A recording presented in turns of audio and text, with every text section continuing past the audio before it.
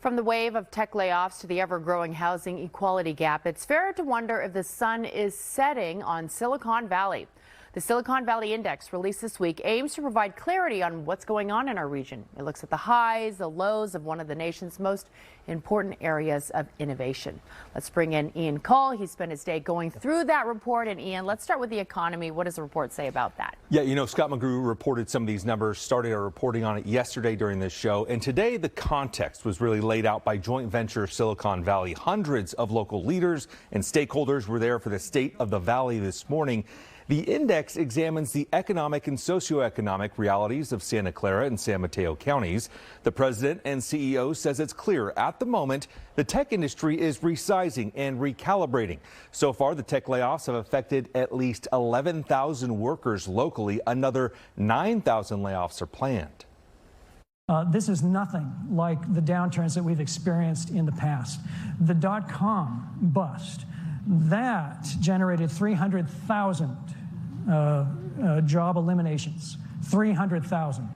The index looks at a wide range of economic factors. The report shows that the death rate has gone up and the birth rate has declined in Silicon Valley. And there is an exodus. 91,000 people left our area over the past 2 years.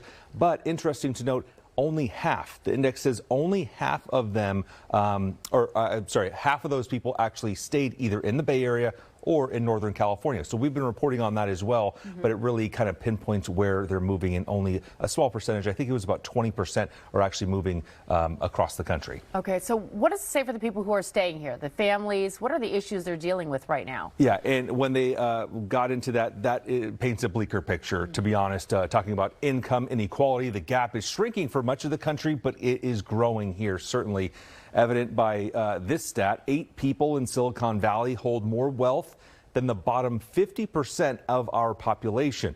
Also, 1 in 5 people are at risk of food insecurity but don't meet the income qualifications for benefits.